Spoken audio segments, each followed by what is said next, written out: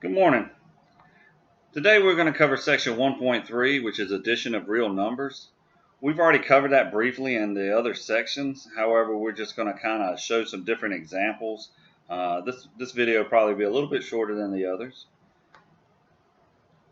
So we talked about earlier about using the number line.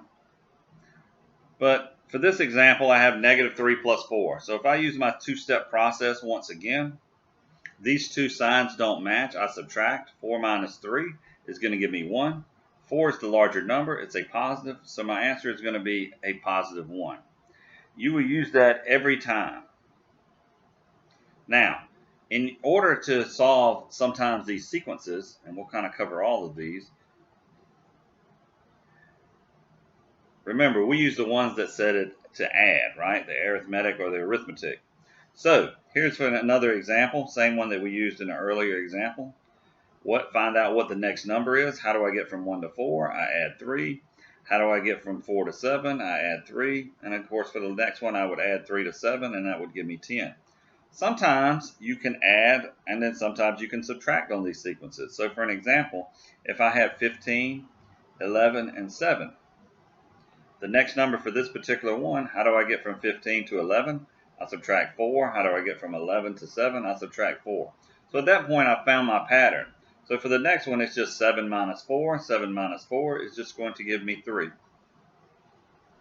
And we'll see more and more of these sequences later on. And the reason that it's important is because when you get to your science classes, you have to find sequences to determine certain problems.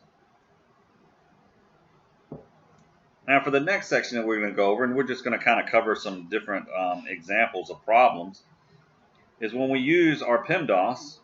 Remember, we're always going to use our PEMDAS.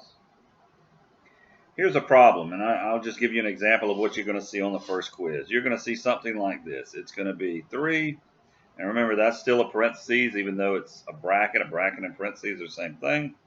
3 minus 1 plus 2 plus 3 minus 4 plus 7 minus 12.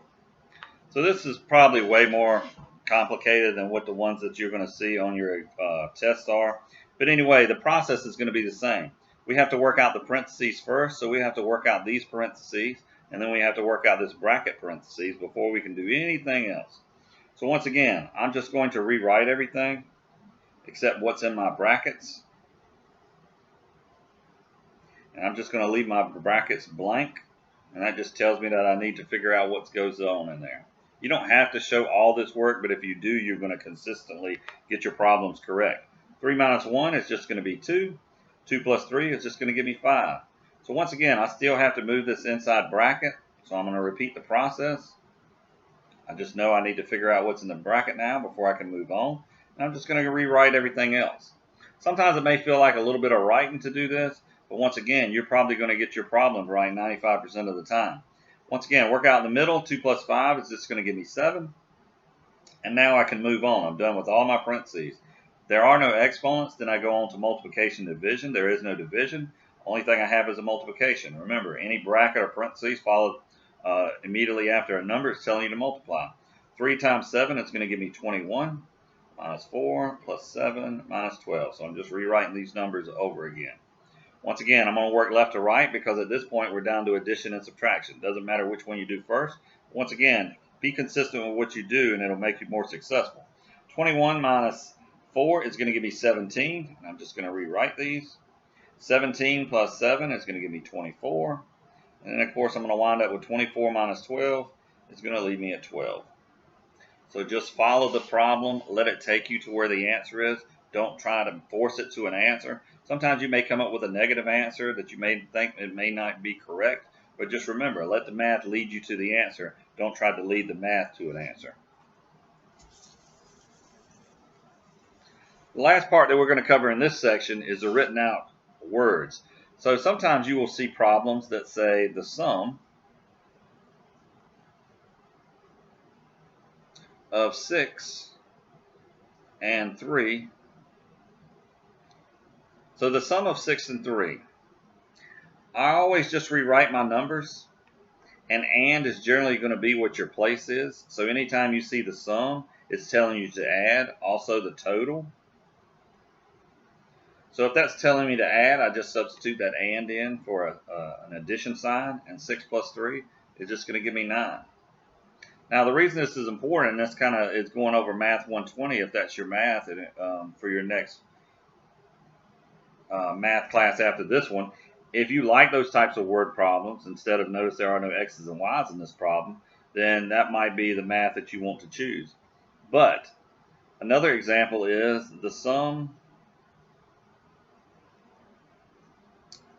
of 4 and negative 3. I'll make that big enough. And negative 3 increased. Let me finish writing it here. By 4. So once again, it's kind of a longer problem, but once again, process is the same. I'm going to rewrite my numbers. That should be the first thing I'm going to do. And then, of course, I have 3 here, so I'm going to write all 3 numbers down. So my and is telling me that this is a sum. Once again, that's telling me to add, so I know I'm going to add these numbers. If it says increase, same thing as sum, same thing as total, that's telling me to add. So that's telling me that that's going to be an addition as well. Now, notice the one thing that we have is we have an addition and a subtraction immediately beside each other. If that's the case, if you have 2 signs immediately beside each other, the first thing you have to do is reduce it to one sign. So anytime I have a positive and a negative together like this, and there are only 2 of them, it always turns into a negative. So this would be 4 minus 3 plus 4. And then once again, I just work left to right. 4 minus 3 is 1. 1 plus 4 is just going to give me 5. So anytime you see something like that, you just work them out. So for an example, if I say 5 plus negative 2, same process. These 2 do not match, so it always turns into a negative. This is the exact same thing as 5 minus 2, and in that case, it's equal to 3. For some reason on tests and homework and things, when people see a positive and a negative beside each other, they're not sure what to do. Remember, if these 2 match, it's always a negative. Just like if these 2 don't match, it's always a positive, but I will cover that one on the next section.